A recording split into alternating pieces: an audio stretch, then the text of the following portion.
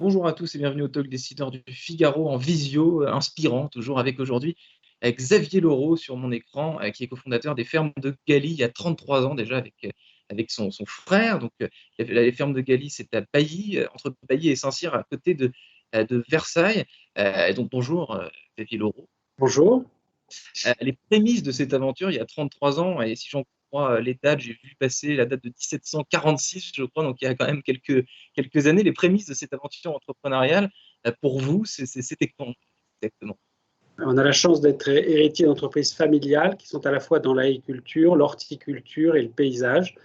Et en fait, il y a 33 ans, effectivement, on a démarré nos activités de diversification vers le paysage, mais en réalité, on était déjà diversifié familialement autour de Paris depuis de nombreuses générations.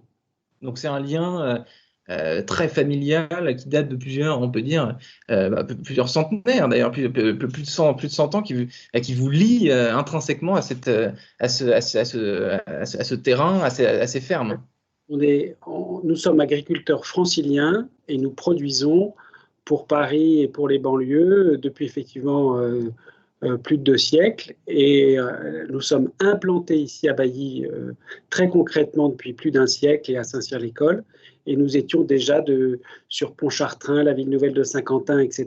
Donc voilà, la métropole parisienne est notre terrain de livraison, notre terrain d'alimentation. Et voilà, et c'est ce qui fait aussi la source de nos diversifications. Vous avez parlé donc de diversification. J'ai lu que chez Gali, on transmet, là je cite ce que j'ai lu sur votre site, le savoir-vivre avec la nature. Vous avez des fermes, des magasins, des épiceries, des cafés, vous organisez des activités pour les enfants, des cueillettes notamment. Est-ce que ce n'est pas une muséification quelque part aussi de l'agriculture et de la nature que vous proposez dans vos services, dans cette diversification dont vous venez de me parler? Alors, on reste producteur céréalier, arboriculteur. Et en fait, il y avait deux solutions. Nos fermes étaient en partie mangées par l'urbanisation, et soit nous partions, comme la plupart des agriculteurs, nous installer plus grand, plus loin. Et nous avons décidé de rester, mais en offrant plus de services et en transformant une partie des bâtiments qui étaient plus fonctionnels en lieu d'accueil du public. Donc, ce n'est pas juste une vitrine, nous avons des véritables activités de production. Nous produisons des fraises de façon importante que nous livrons dans des paniers de fruits dans les entreprises, etc. Donc, il y a une vraie activité de production. Ce n'est pas simple en région parisienne, dans le moment, mais ça constitue quelque chose de fondamental chez nous. Et à côté de ça, nous profitons de notre emplacement aux portes des bassins de consommation pour ouvrir nos fermes à la fois dans des magasins pour rassembler des produits du terroir qui viennent d'autres lieux. Vous avez mentionné le public, vous accueillez le public, vous avez envie d'accueillir, vous voulez être une ferme d'accueil. Ce public, c'est quoi? C'est des enfants, c'est des familles, c'est des entreprises?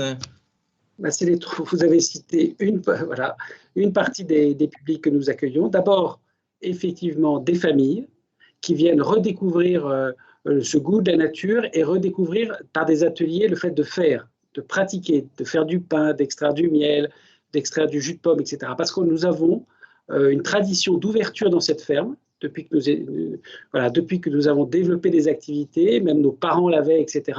Et cette tradition d'ouverture fait que nous devons faire ce travail de pédagogie, d'enseignement, ce travail finalement qui est un travail qui fait partie de l'ADN de l'éducation. L'éducation à la santé, au bien manger, l'éducation au fait de respecter la planète, ça passe par des expériences de nature que nous proposons. Donc effectivement, c'est une forme de service, de tourisme qui est aujourd'hui demandée et qui sert aussi bien les scolaires que les familles. Donc les fermes de Galie, si je vous entends bien, c'est une sorte d'école de la nature dans une certaine mesure. Et la nature, on en parle beaucoup depuis quelques semaines, depuis le début de la crise sanitaire à laquelle on est en train enfin je touche du bois, de sortir. Comment vous avez vécu ce confinement et cette crise sanitaire aux fermes de Galie en tant qu'entreprise et vous personnellement? Écoute, on a vécu des moments très intenses parce qu'à la fois notre rôle de producteur était à cette période de l'année d'implanter, de semer, de planter, de tailler. Et donc, on ne pouvait pas être absent du rendez-vous de la nature qui nous impose d'être là en mars et en avril et en mai, qui sont les mois les plus intenses pour préparer l'alimentation. On a été aussi au rendez-vous dans nos lieux qui sont ouverts au public et qui sont ouverts à tous ces Parisiens et ces gens de banlieue qui viennent cueillir chez nous des fleurs, des fruits, etc. Eh bien, nous avons eu des champs de 300, 400 000 tulipes qui étaient fermés au public. Et donc, on a eu les pertes qui sont liées à tous ces producteurs qui ne pouvaient pas ouvrir leurs champs ou qui ne pouvaient pas délivrer dans Paris ou ailleurs.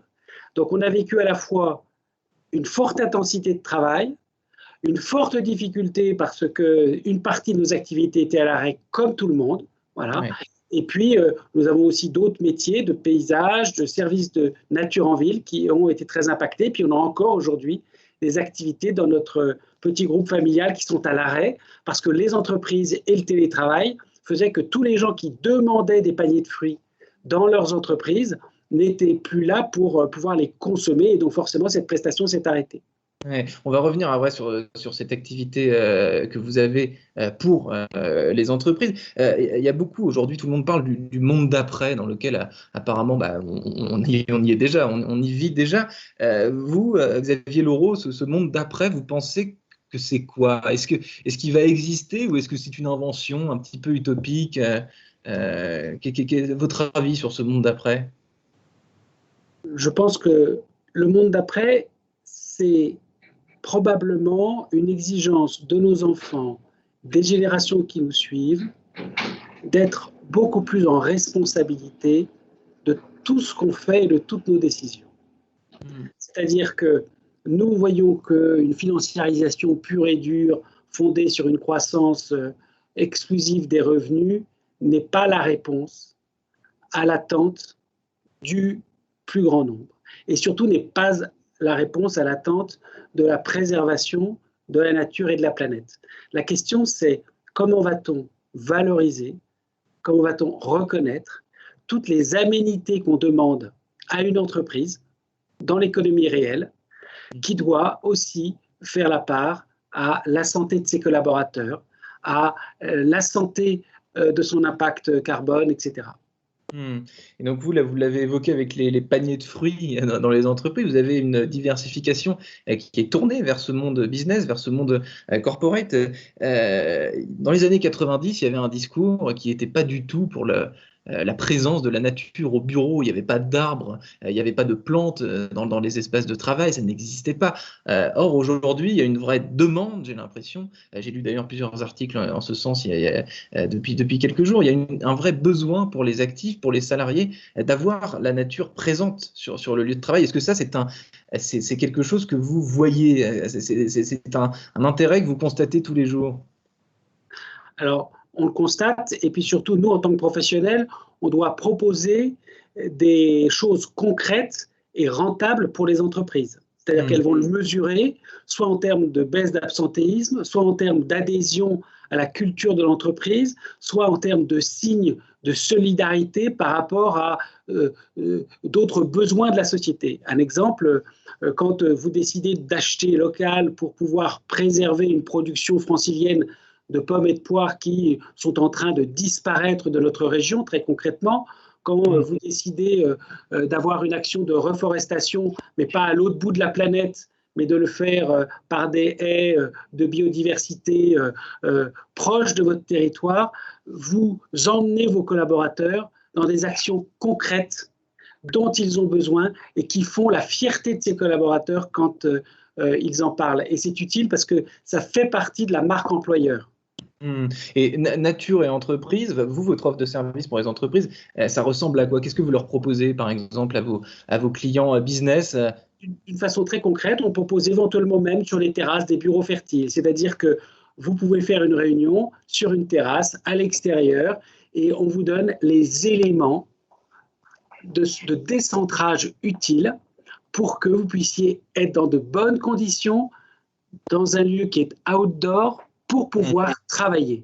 ça peut se faire aussi à l'intérieur de l'entreprise, dans un espace qui est un coin effectivement plutôt de qualité de vie au travail, où on va vous proposer éventuellement une sorte de petite fabrique avec un certain nombre de variétés très diverses de végétaux pour montrer que la biodiversité, même en plantes d'intérieur, c'est aussi une forme de culture du vivant, d'apprendre que ces différences-là font la richesse de la botanique, mais la richesse aussi de ce qu'on apprend.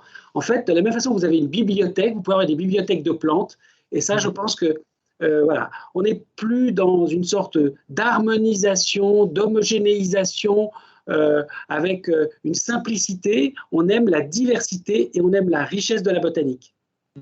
Bon, vous évoquez des bibliothèques, mais il y a des plantes derrière moi, mais on ne les voit pas. Malheureusement, vous, Xavier Laureau, puisque j'ai le bonheur de vous avoir en visio, là, on est où? Là, on est dans votre bureau Absolument, on est dans mon bureau, mais j'ai la chance d'être contre la ferme de Gailly, 60 hectares de parcs paysagers qui sont à l'intérieur desquels on a des fruits et des légumes. Voilà.